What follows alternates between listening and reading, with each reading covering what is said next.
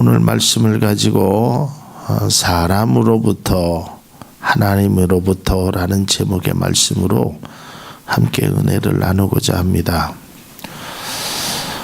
우리가 이 세상의 일을 아주 크게 두 가지로 나누면 하나는 육적인 일과 영적인 일이라고 나눌 수 있습니다. 근데 우리가 이걸 자꾸 혼동하는 것이 이 세상의 모든 것이 다 영적인 것은 아닙니다. 그러니까 영적인 일과 육적인 일을 잘 구분할 줄 알아야 하는 것입니다.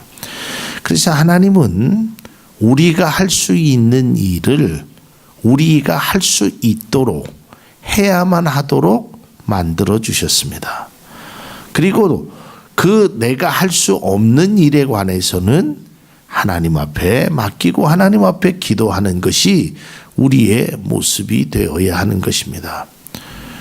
전에도 여러분들에게 말씀드렸지만 어느 신학교에서 어떤 학생이 시험을 보는데 시험 공부는 안 하고 놀고 또 때로는 잠자고 이렇게 있다가 시험지를 받으니까 아는 게 하나도 없더래요. 그래서 거기에다 그렇게 썼다고 합니다. 하나님은 이 모든 것을 아십니다. 그렇게 답지에다가 썼대요. 그랬더니 교수님이 채점하기를 하나님은 100점, 너는 0점 그러더래요. 그러니까 우리가 이 영적인 일과 육적인 일을 잘 구별할 줄 알아야 합니다. 그러니까 여러분들이 기도를 아무리 해도 안 되는 것이 있습니다. 그건 기도의 능력을 부정하는 것이 아닙니다. 예를 들어서 아무리 여러분들이 전기밥솥을 놓고 하나님 이 밥이 맛있게 될 줄로 믿습니다.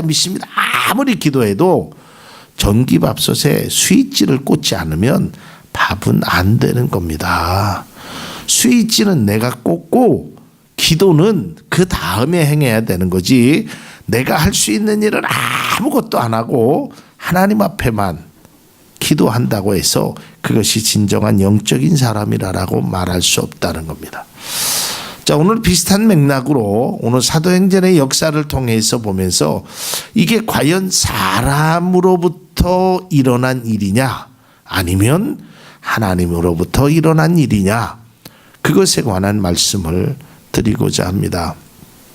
제가 이제 우리 교회가 여기서 이 자리에서 예배 드린 게 꼭 한 달째 된 것 같습니다. 그 전에 가정에서 예배를 드리다가 이제 준비하면서 여기서 한 달 정도 예배를 드리면서 어제 그런 생각을 많이 했어요. 과연 하나님께서 이 교회를 이렇게 다시금 세워주시고 비록 비좁은 공간이지만 이곳에서 많은 분들과 또 헤어졌던 분들과 때로는 모르는 분들과 이렇게 함께 예배를 드릴 수 있다는 것이 얼마나 귀한 것일까. 그런데 이 예배를 드리는 우리 교회가 여러 성도님들이 사람 중심의 모임, 사람으로부터 이루어진 교회라면 그것은 참된 교회가 아니라는 것을 저는 깨닫게 되었습니다. 이것이 진정으로 하나님으로부터 이루어진 하나님으로부터 출발한 교회가 되어야 그 교회가 바람직한 교회고 진정한 교회라고 말할 수 있다라는 것입니다. 그래서 저는 오늘 본문 말씀을 가지고 사람으로부터냐 하나님으로부터냐라는 제목의 말씀으로 함께 은혜를 나누고자 합니다. 여러분들이 잘 알다시피 사도행전은 예수님의 제자였던 사도들의 역사를 기록한 말씀입니다.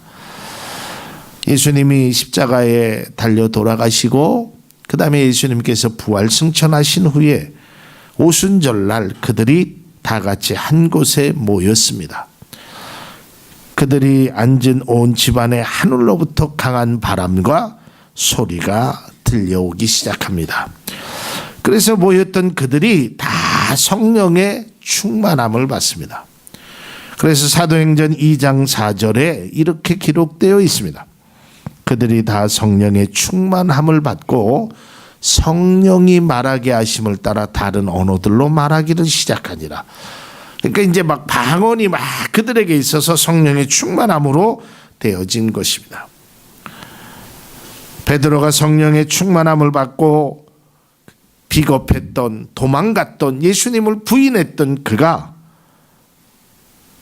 성령의 충만함을 받고 예루살렘에 있는 많은 사람들에게 복음을 전파합니다. 이때 이 말씀을 들은 사람들이 마음에 찔림을 받습니다. 우리가 어찌할꼬? 우리가 어찌해야 합니까? 이때 베드로가 얘기합니다. 회개하고 세례를 받아라. 침례를 받아라. 그리고 죄사함을 받게 될 것이다. 이때 많은 사람들이, 회심한 사람들이 얼마나 많았냐면 사도행전 2장 41절에 그 말을 받은 사람들은 세례를 받음에 이날의 신도의 수가 몇 명이나 3,000이나 더했더라. 그러니까 많은 사람들이 하나님의 말씀을 듣고 그 비겁자였던, 도망자였던 그 베드로의 그 말을 듣고 성령의 충만함을 받은 그 베드로의 말을 듣고 그들이 회심을 하기 시작합니다. 뿐만 아니라 베드로와 요한이 공회 앞에서 예수님의 부활을 증거합니다. 그러면서 이야기합니다. 다른 이로서는 구원받을 수 없다. 오직 예수님밖에 없다라고 담대하게 선포합니다. 자, 이제 문제는 여기서 생겨났습니다. 이 모습을 본 공회의 유대인들이 베드로와 요한을 붙잡습니다. 그리고 그들에게 이야기를 합니다. 4장 18절에 그들을 불러 경고하여 도무지 예수의 이름으로 말하지도 말고 가르치지도 말라 하니. 아마 예전에 베드로 같았으면 그 이야기를 들으면 알았어요. 내가 안 할게요. 잘못했어요. 미안해요. 아마 예수님을 3번 부인했던 그 베드로였더라면, 그때의 베드로의 모습이었더라면 도망갔을지도 모릅니다. 그러나 그때의 베드로가 아니었습니다. 오순절에 성령의 충만함을 받은 그 베드로가 이 말을 듣고 이렇게 대답합니다. 4장 19절에 베드로와 요한이 대답하여 이르되 하나님 앞에서 너희 말을 듣는 것이 하나님의 말씀을 듣는 것보다 옳은가 판단하라. 이 말은 네 말을 듣는 게 옳은지 하나님 말을 듣는 것이 옳은지 판단해봐라. 완전히 다른 사람의 모습입니다. 이 얼마나 명확하고 확실하고 경쾌한 말씀입니까? 우리가 신앙에 본받아야 되는 것입니다. 사랑하는 성도 여러분, 여러분들은 하나님의 말씀을 듣는 것이 가장 귀하다는 사실을 인정하시기를 주님의 이름으로 축복합니다. 그러니까 사람의 말도 들어야 되지만 하나님 말씀이 우선입니다. 하나님의 말씀이 먼저입니다. 하나님의 말씀이 진리입니다. 아무리 사람의 말이 옳다 하여도 하나님 말씀에 먼저 따라갈 수 있는 우리가 되어야 합니다. 사도들은 더욱 확실한 믿음으로 백성에게 복음을 선포합니다. 근데 복음만 선포한 것이 아니라 병든 사람을 고쳐주고 귀신 들린 사람들에게 귀신을 쫓아내주고 이러한 역사들이 사도행전 2장서부터 3장, 4장, 5장에 이르기까지 계속적으로 이런 역사가 일어납니다. 근데 문제가 생겼습니다. 다른 문제가 아니라 대제사장들과 사두개인들이 이 모습을 보고 시기를 합니다.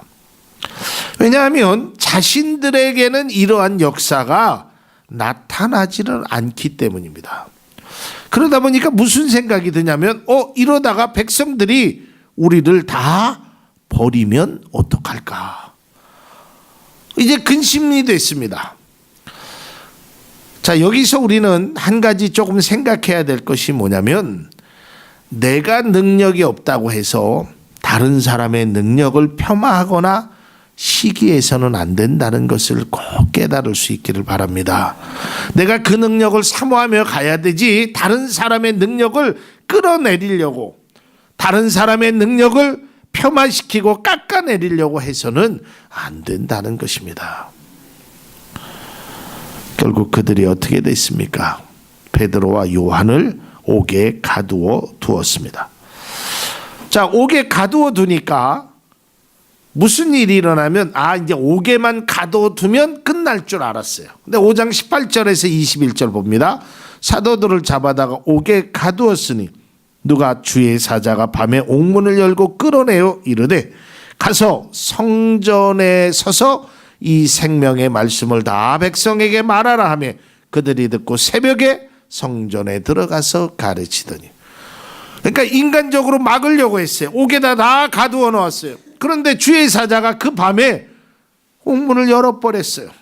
그리고 그들에게 가서 명령합니다. 너희들은 성전에 가서 하나님의 말씀을 증거하라. 이 말을 듣고 베드로와 요한과 사도들이 일찍 새벽부터 나가서 복음을 증거하는 것입니다. 이것이 진정 믿음의 사람들의 모습이 되어야 합니다. 사랑하는 성도 여러분, 여러분들의 대적자들이, 때로는 여러분들을 위협하는 사람들이 여러분들을 옥에 가두듯이 어려움을 줄 수는 있습니다. 경제적으로 또한 여러 가지 아픔으로 여러분들에게 어려움을 줄 수는 있습니다. 그러나 걱정하지 마십시오. 그 사람의 어려움보다 하나님의 능력이, 하나님의 사랑이 더욱더 놀랍다는 사실을 깨달을 수 있기를 바랍니다. 그들은 옥에 가두어두면 끝날 줄 알았어요. 더 이상 복음이 증거되지 않을 줄 알았어요. 그래갖고 옥에다가 군사를 세우고 잠금 장치를 몇 개를 하고 다 그렇게 했지만 주의 사자가 간단하게 옥문을 열었어요. 그 다음날 아침에 보니까 대제사장들과 사두개인들이 이제 옥에 갇혔으니까 이제 하나님의 말씀을 증거하지 않겠지. 그런데 아침에 누가 와서 얘기합니다. 지금 백성들이 난리가 났습니다. 소동이 났습니다. 하나님의 말씀이 막 증거되고, 아니 이게 어찌 된 일이냐? 아니 분명히 우리가 옥에 가두어두지 않았느냐? 그래갖고 옥절들을 불러다가 묻는데 도저히 자기들도 알 수 없다라고 이야기하는 것입니다. 사랑하는 성도 여러분, 핍박과 환난에 여러분 앞에 있더라도 그 환경만 바라보지 말고 오직 하나님의 말씀에 순종하는 사도들의 모습을 본받기를 주님의 이름으로 축복합니다. 여러분들을 아무리 가로막을 내도 하나님을 가로막을 사람은 아무도 없습니다. 그래서 잠언 24장 10절에 이렇게 기록합니다.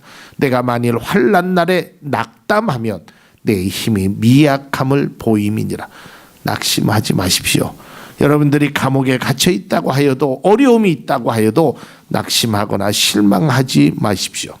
하나님께서 여러분의 삶 속에 귀한 은혜를 주시는 것입니다. 그래서 사도 바울은 어려움이 있지만, 고난이 있지만, 아픔이 있지만 그런 것에 낙담하지 않았습니다. 그래서 그는 이렇게 고백합니다. 사도행전 20장 23절에 오직 성령이 각 성에게 내게 증언하여 결박과 환난이 나를 기다린다 하시나. 그런 결박과 환난이 나를 묶어놓는다고 하지만 나는 내가 달려갈 길과 주 예수께 받은 사명 곧 하나님의 은혜의 복음을 증거하는 일을 마치려 하면은 나의 생명조차 조금 더 귀한 것으로 여기지 않겠다. 그러니까 믿음의 사람들은 믿음의 길을 걷는 것입니다. 그 믿음의 길이 소위 말하면 비단길만은 아닙니다. 때로는 가시밭길도 있습니다. 때로는 울퉁거리는 길도 있습니다. 때로는 꾸불꾸불한 길도 있습니다. 때로는 막힐 때도 있습니다. 그러나 그 속에서 우리가 좌절하거나 중단하지 말고 믿음의 길을 걸어가야 하는 것입니다. 사도들의 담대함과 확실한 모습에 대제사장들과 서기관들, 사두개인들이 난리가 났습니다. 아니 옥에 가두어도 이제 소용없다라는 사실을 깨닫게 됩니다. 그래가지고 다시 사도들을 부릅니다. 그러면서 다시 한번 이야기합니다. 더 이상 예수의 이야기를 하지 말아라. 이때 베드로가 대답합니다. 5장 29절에 베드로와 사도들이 대답하여 이르되 사람보다 하나님께 순종하는 것이 마땅하다. 그러니까 나는 하나님이 아까 뭐라 그랬어요? 주의 사자가 나타나서 백성들에게 복음을 증거하라. 나는 이 말씀에 순종하는 거다. 네 말 듣지 않겠다. 얼마나 멋진 일입니까? 이게 바로 믿음의 사람들이 가져야 될 모습인 것입니다. 사랑하는 성도 여러분, 하나님의 말씀에 하나님의 뜻에 우리가 순종하는 우리 모두가 될 수 있기를 바랍니다. 자, 이제 결론의 말씀입니다. 이때 바리새인 중에 가말리엘이라는 율법 선생님이 있었습니다. 이 사람은 많은 사람들에게 존경을 받았던 사람입니다. 이 사람이 와서 그렇게 설왕설래하는 대제사장들과 서기관들에게 어떠한 대안을 이야기합니다. 야, 그냥 내버려 둬라. 그 뭐 사도들을 너희들이 옥에 가둬봐야 소용없고 그들을 때려야 소용없고 말로 위협해야 소용없으니까 그냥 놔둬라. 그러면서 이야기를 하는 게 본문의 오늘 핵심을 이야기합니다. 만일에 이 사도들이 행한 사상이나 소행이 사람으로부터 났으면 그냥 무너질 것이다. 이것이 그 사람들의 생각이면 그냥 무너질 것이다. 그냥 자연적으로 없어질 것이다. 그러나 만일 이것이 하나님으로부터 난 거라면 이것은 무너지지 않을 거다. 그리고 우리가 하나님을 대적하는 것이 될 것이다. 이런 이야기를 합니다. 저는 이 말씀을 읽다가 여기서 귀한 은혜를 받았습니다. 여러분, 신앙은 이런 것입니다. 우리의 믿음의 모습이, 때로는 우리의 기도하는 모습이, 우리의 어떤 신앙의 모습이 사람으로부터 사람을 위한 것이고 나만을 위한 것이라면 그 신앙은 물거품처럼 아침에 피었다가 지는 안개처럼 사라지게 될 것입니다. 그러나 내 신앙이 비록 부족하고 내가 기도는 잘 못하고 하나님 앞에 드릴 것도 없고 나이도 많고 아무것도 없다고 하여도 세상의 사람들의 눈으로 비춰봤을 때는 아주 초라한 것이 될지는 몰라도 그 속에 하나님으로부터 나은 신앙이라면, 하나님으로부터 우리가 하나님의 말씀에 순종하는 신앙이라면 그 신앙은 결코 무너지지 않는 줄로 믿으시길 바랍니다. 이것이 핵심인 것입니다. 우리 교회도 마찬가지입니다. 여러분, 아무리 견고하여 보여도 사람으로부터 난 것은 무너질 수밖에 없습니다. 여러분, 하나님의 방법은 세상의 방법을 초월한 것입니다. 아니, 어쩌보면 세상의 방법과는 전혀 다른 방법으로 하나님은 사용하고 있다는 것입니다. 여러분, 구약의 역사를 보십시오. 기드온의 300명의 용사의 역사를 보십시오. 사람의 방법은요, 이왕이면 한 사람이라도 더 필요합니다. 여러분, 우리 교회도 마찬가지죠. 사람의 방법을 생각하면 한 사람이라도 더 필요하고 뭐라도 더 필요하고 자꾸 사람의 방법으로 뭔가를 하려 하면 겉은 화려하게 보일 수 있을지도 모릅니다. 어찌 보면 뭐 재정은 튼튼하게 될 수도 있을지 모릅니다. 그러나 그것이 하나님의 뜻과 반대되는 상황이라면 그 모든 것을 우리가 포기해야 될 줄로 믿습니다. 이것이 신앙입니다. 이것이 믿음인 것입니다. 자꾸 인간적인 계산으로, 인간적인 방법으로, 인간적인 생각으로 뭔가를 하려고 하면 결국은 안 되는 것입니다. 무너질 수밖에 없습니다. 제가 5년간 목회하면서 제가 나름대로 내린 결론입니다. 사람의 뜻으로 하는 것이 아니구나. 사람의 생각으로 하는 것이 아니구나. 사람의 방법으로 하는 것이 아니구나. 하나님의 방법으로, 하나님의 뜻으로, 하나님의 계획으로 세워지는 것이 바로 교회고, 그것이 견고한 성이 되는 것이지, 아무리 우리가 육신적으로 힘이 있고 능력이 있다고 하여도 그것은 진정한 하나님의 뜻과 안 된다면 그것은 무너질 수밖에 없다라는 것입니다. 오늘 이 가마리엘이라는 율법 고사가 나와서 대제사장들과 사두개인들에게 이야기합니다. 만일에 그들이 사람의 뜻으로부터 나온 거라면 가만히 내둬도 자연적으로 도태할 수밖에 없다. 여러분, 그렇지 않겠어요? 하나님의 교회는 믿음으로 세워지고 믿음으로 나아가야 될 줄로 믿습니다. 여러분, 주일학교 아이들이요, 노래 부르는 그 구원에 관한 노래, 하늘나라 가는 건 돈으로도 못 가요, 하나님 나라. 어여뻐도 못 가요, 하나님 나라. 지식으로도 못 가요, 하나님 나라. 믿음으로 가는 나라, 하나님 나라. 우리 교회도 마찬가지예요. 여러분, 교회는 돈으로 세워지는 것이 아닙니다. 교회는 믿음으로 세워지는 것입니다. 교회는 사람으로 세워지는 것이 아닙니다. 교회는 하나님의 뜻하신 대로 세워지는 것입니다. 여러분의 재능이 없다고, 여러분의 능력이 없다고 낙심하지 마십시오. 우리가 내 재능을 믿고 내 힘을 믿고 내 능력을 믿는다면 교회는 무너질 수밖에 없습니다. 하나님의 은혜를 오직 하나님 그분만 바라보고 나아가야 되는 것입니다. 여러분, 인간적인 생각으로 인간적인 방법을 보면 얼마나 크고 좋은 교회들이 많습니까? 왜 이 지하 공간에, 이 추운 곳에 왜 우리가 예배를 드립니까? 인간적인 눈으로 보면 초라하기가 그지없이 보일 수도 있을 것입니다. 그러나 우리는 인간적인 눈이 아닌 하나님의 눈으로 한 영혼이 천하보다 귀하다는 그 하나님의 말씀으로 우리가 나아가게 될 때 그 교회는, 그 신앙은, 그 믿음은 결코 무너지지 않는다는 것을 깨달을 수 있기를 바랍니다. 오늘 가마리엘 이 율법 교사가 이야기합니다. 하나님으로부터 났으면 그것은 결코 무너지지 않는다. 아니, 누구도 무너뜨릴 수 없다라고 이야기를 합니다. 왜냐하면 그 속에 하나님이 함께하고 계시기 때문입니다. 제가 이곳에서 새롭게 교회를 얻는 과정 속에서 나름대로 추산을, 계산기를 많이 두들겨 보았습니다. 이거 사면 얼마, 저거 사면 얼마, 그거 사면 얼마. 야, 이렇게 많은 돈이 필요한데 내가 가지고 있는 돈은 얼마.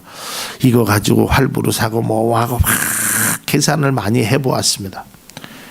근데요, 제 계산대로 된 게 하나도 없었습니다.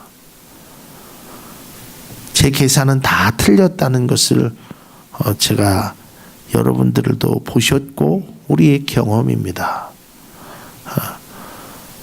하나님께서 하시는 일은 내 생각을 초월하고 내 생각과 아예 다른 생각입니다. 내 방법과 전혀 다른 방법으로 하나님께서 이끄시더라 이 말이에요. 얼마나 감사해요. 제가 지난 수요일 날도 그런 말씀을 드렸잖아요. 제가 생각지도 않던 분이, 뭐 그분도 자기가 섬기는 교회가 있는 그분이 저에게 와서, 목사님 그동안 2, 3년 동안 참 목사님 여러 가지로 감사했습니다. 근데 제가 기도하면서 감동해서 목사님 교회 난방 시설을 하십시오 하고 160만 원이라는 돈을 헌금을 해 주셨어요. 그래서 제가 오늘 하나님 앞에 드렸습니다. 여러분, 제가 그런 생각을 했겠어요? 사실 그분이 아닌 다른 사람을 생각했습니다. 왜냐하면 그분은 사업도 크게 했고 우리 교회에도 와서 봤고, 그래서 저 친구가 좀 나를 도와줬으면 좋겠다, 이런 솔직한 어렵기 때문에 그런 생각을 했었어요. 그 선생님이 도와줄 거라는 생각은 한 번도 해보질 않았어요. 근데 생각지도 않게 그 선생님을 통해서 귀한 헌금을 받았습니다. 그때 제가 깨달은 사실은 하나님의 방법은 내 생각과는 다르구나. 나는 그저 좀 돈 있는, 사업도 좀 잘하는 그 친구가 도와줬으면 좋겠다. 근데 제가 말하고 싶었는데 말이 안 나왔어요. 제 마음의 감동은 사실은 친구야, 우리 교회 드럼 하나 좀 이렇게 사줬으면 좋겠다. 이 이야기를 좀 하고 싶었는데 몇 번을 만났는데 얘기를 못했어요. 근데 생각지도 않게 드럼이 또 생겨나고 또 이제 추워서 난방시설을 그 친구가 해줬으면 좋겠는데 했는데 생각지도 않게요. 그래서 제가 이 말씀을 준비하면서 깨달은 겁니다. 그렇구나. 사람의 생각 가지고 하는 것이 아니구나. 사람의 방법으로 행하는 것이 아니구나 라는 것을 더 깨닫게 되었습니다. 사랑하는 성도 여러분, 우리는 어떠한 믿음의 과정을 보고 쉽게 속단하는 경우가 있습니다. 겉으로 보기에 좋다던가 반대로 좋지 않다던가, 그리고 어떠한 내 생각으로 저 사람은 돈이 많으니까, 저 사람은 돈이 없으니까, 저 사람은 많이 배웠으니까, 저 사람은 못 배웠으니까, 그래서 그걸 내 기준으로 생각합니다. 그러나 여러분, 하나님은 약한 자를 들어 강한 자를 부끄럽게 하시는 하나님이심을 믿으시길 바랍니다. 그 하나님은 우리의 삶 속에 어떠한 경우에도 결코 우리를 버리시지 않는다는 것을 꼭 믿으시길 바랍니다. 사람의 생각, 사람의 방법, 사람으로부터 세워진 교회가 아니라 우리 교회는 하나님으로부터 하나님의 생각에, 하나님의 뜻에 순종하는 그런 교회가 우리의 교회가 될 수 있기를 바랍니다. 성경은 이렇게 이야기합니다. 요한일서 4장 1절에 사랑하는 자들아, 영을 다 믿지 말고 오직 영들이 하나님께 속하였나니, 이 속하였나니는 하나님으로부터 말미암아 났나니라는 뜻입니다. 사랑하는 성도 여러분, 우리는 오직 다른 것이 아닌 하나님으로부터 나서 하나님으로부터 세워지고 하나님의 뜻에 따라서 이 교회가 한 걸음 한 걸음 나아가야 될 줄로 믿습니다. 그래서 우리의 관심은 그저 보기 좋은 것, 풍성한 것에 국한하지 말고 이것이 진정 하나님께로냐 아니면 사람으로부터냐의 초점을 맞추어지길 바랍니다. 그리고 우리는 사람으로부터 나온 것이라면 아무리 좋은 것이라도 그것을 포기할 줄 아는 믿음과 절제가 있어야 됩니다. 왜냐하면 사람으로부터 난 것은 무너질 수밖에 없다라는 것입니다. 그러나 비록 작은 것이지만, 하찮은 것이지만 하나님으로부터 난 것이라면 그것이야말로 가장 귀한 것이고, 그것이 바로 오병이어의 기적을 만들 수 있음을 반드시 기억할 수 있기를 바랍니다. 그래서 여러분의 믿음이 사람 중심의 믿음이 아닌 하나님 중심의 믿음, 또 우리 교회가 앞으로 나아가는 것이 사람의 눈으로, 사람의 방법으로, 사람의 생각으로 나아가는 것이 아니라 하나님으로부터 나아가고 하나님의 생각과 코드를 맞춰 나가는 그런 교회를 여러분들과 함께 만들어 나가기를 주님의 이름으로 기원을 드립니다. 함께 이루어 나갈 수 있기를 바랍니다.